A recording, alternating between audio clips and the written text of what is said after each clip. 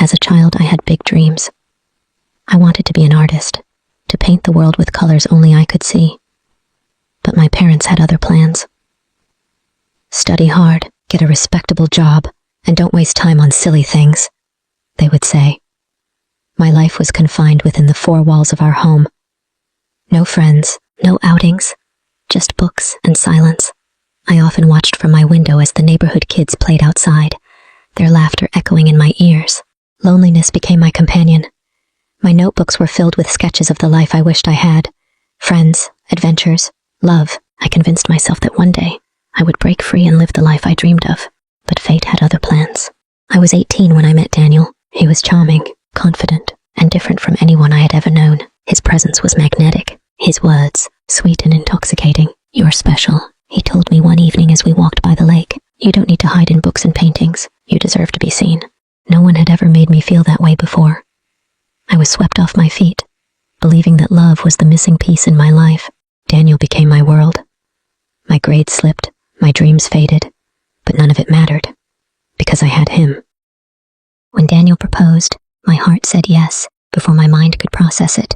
I was barely 19, with no job, no degree, and no real experience in the world. My parents disapproved, but I believed love was all I needed. "You don't need a career," Daniel assured me. "I'll take care of you." And so, I gave up college, my dreams, my independence, all for love. At first, it was magical. We traveled, laughed, and made promises of forever. But soon, cracks began to show. The man who once adored me started changing. "Why do you dress like that?" he asked one day, his tone sharp. "I just like it," I replied, confused. "Well, I don't. Change it." It started with small things, my clothes, my friends, my hobbies. Before I realized it, I was no longer myself. Over time, Daniel's love became possessive. He decided where I went, who I spoke to, what I did. I was no longer a person. I was his shadow. Then came the insults. The way he belittled me made me feel worthless. "You can't do anything right," he would say, dismissing my attempts to please him. And then came the nights of silence, where his anger filled the air like poison. I convinced myself it was just a phase, that things would get better, that love was about patience and sacrifice. I was wrong. When I became pregnant, I thought it would bring us closer, but it only made things worse. Daniel became distant, irritated. "I didn't sign up for this," he muttered one night, staring at my growing belly with resentment. The birth of our daughter, Lily, was supposed to be a moment of joy, but I went through it alone. Daniel wasn't there. Raising Lily was the only thing that gave me purpose. I poured all my love into her, shielding her from the harsh realities of our home, but deep down, I knew I was trapped. The first time he hit me, I couldn't believe it. My mind refused to accept what had just happened. "I'm sorry," he said later, his voice dripping with regret. "I just lost control. It won't happen again." But it did, over and over. I wanted to leave, but I had nowhere to go. My parents refused to take me back. "Marriage is about compromise," they said. "Try harder." So I stayed. Years passed. I learned to hide my bruises, both physical and emotional. Daniel had affairs, came home drunk, and made it clear that I was just a burden. Then came our second child, Jake. I had hoped another baby would change things.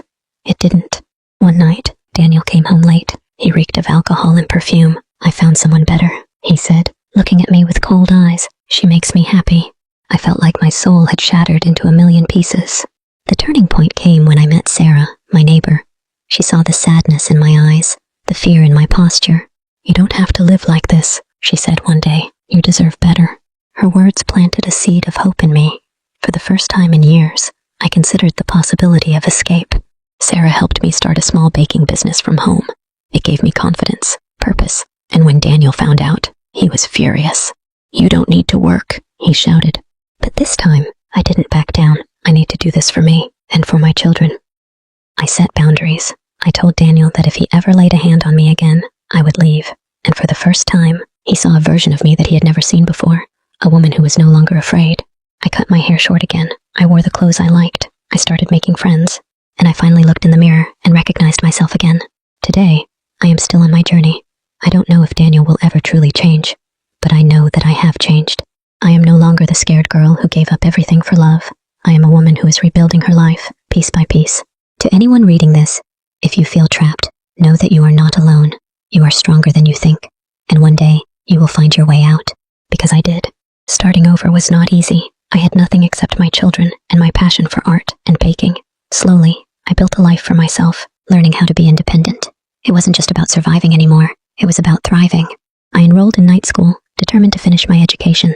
I found a job, started saving money, and rebuilt relationships with the people Daniel had pushed away. Each step I took away from my past brought me closer to the life I had once dreamed of. One day I looked around and realized I was free. Everyone watches my videos but doesn't like and subscribe. Please like and subscribe. I love you all.